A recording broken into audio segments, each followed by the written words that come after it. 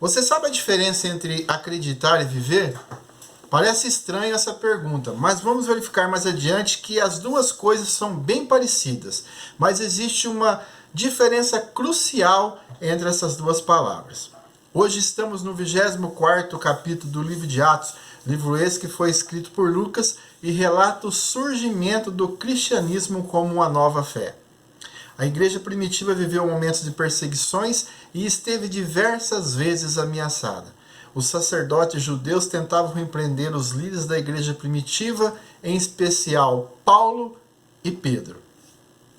Lembrando a você que ainda não se inscreveu em nosso canal, vá lá no YouTube, canal Antônio Lima Braga Júnior, faça a sua inscrição, clique no sininho para que você possa receber as notificações.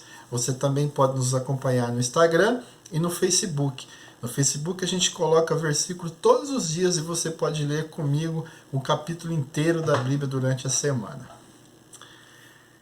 Como já vimos, Paulo encontrava-se preso em Jerusalém e depois de ser julgado de maneira contraditória, fora levado para Cesareia. Cesareia era a sede do governo romano na Judéia.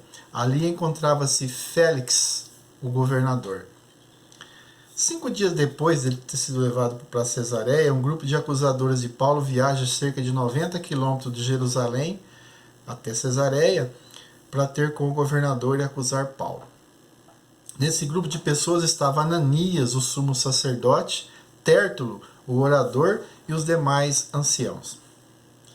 Já de início o grupo começa a bajular o governador. Nada muito diferente dos dias atuais, né? Bajular governador, presidente, prefeito é o que mais ocorre. E eles começam já inicialmente bajulando o governador. O orador Tértulo, que era chamado para grandes missões assim de representar o povo, faz um discurso carregado de retórica, na tentativa de persuadir a Félix para que ele tomasse uma decisão contra Paulo. Eles já tinham tentado matar Paulo anteriormente, não deu certo, mas persistiam nesse intento.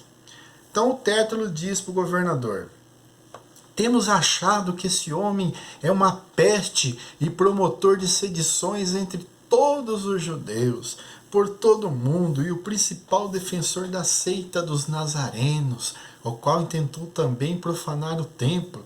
E por isso o prendemos e conforme a nossa lei o quisemos julgar. Versículos 5 e 6.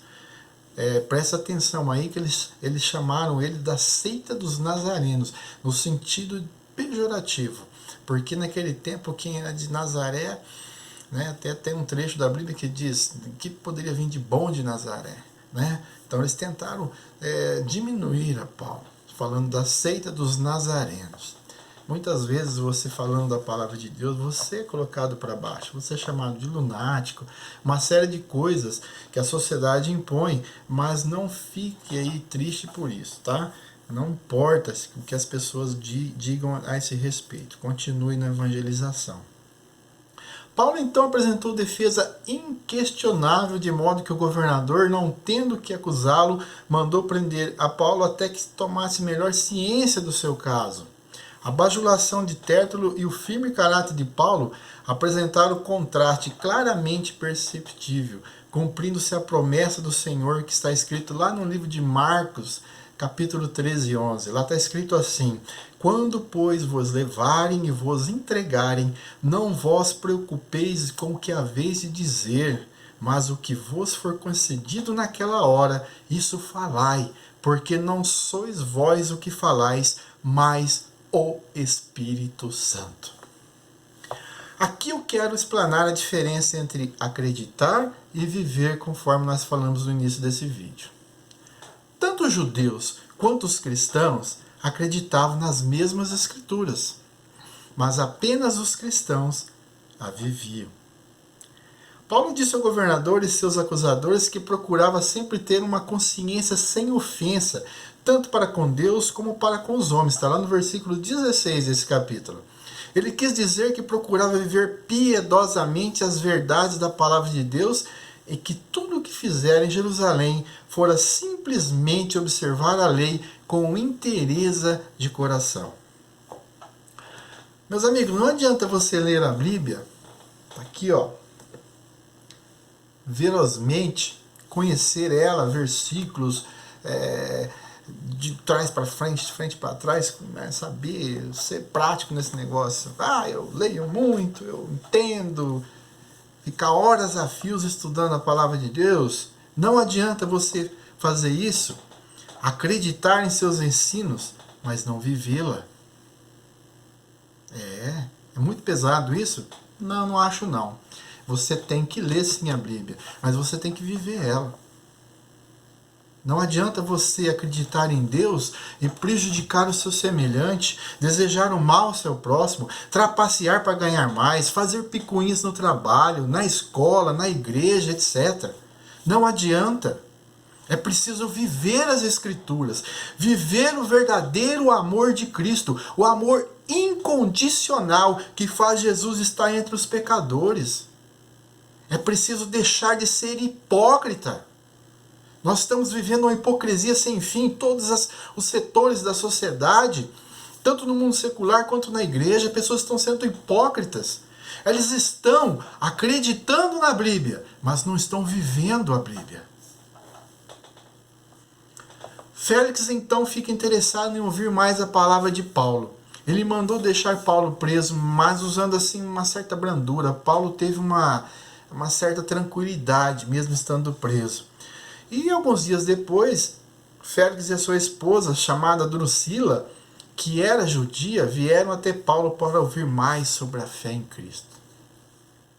Paulo então tem um diálogo bem pessoal com Félix. Aí era só ele, Félix e a esposa de Félix. Mas só que Félix, da mesma forma que Herodes Antipas, tinha tomado sua esposa de outro homem. As palavras de Paulo estavam interessantes até o momento que Paulo enfoca sobre justiça e temperança e juízo vindouro. Nesse momento, Félix ficou temeroso, pois sabia que estava em pecado. Muitas pessoas ficam contentes em ouvir a palavra de Deus, não é mesmo? Desde que a vida pessoal delas não seja confrontada. Alguns mudam de assunto, outros fogem ou até ficam violentos. Mas saiba, meus amigos, que quando isso acontece, indiscutivelmente você conseguiu evangelizar. É nisso que o evangelho consiste, no poder de Deus para transformar vidas. Se não houver transformação, a sua evangelização não surtiu efeito. É preciso que haja transformação. Félix então deixa Paulo preso, imaginando que o apóstolo iria suborná-lo. Mais um pecado, né? Isso não ocorre. E passam-se então 2 anos. E aí Félix é substituído por um outro governador chamado Pórcio Festo. O desfecho desse período de Paulo entre prisão e julgamento nós vamos ver nas próximas semanas. Mas fica a mensagem desse capítulo 24. Viva as Escrituras. Se você é católico, evangélico, espírita, mas não vive com Jesus no seu coração, você está perdendo o seu tempo. Busca Jesus já. Ele está pronto para transformar a sua vida. Um bom dia. Que a paz do nosso Senhor Jesus Cristo esteja com todos.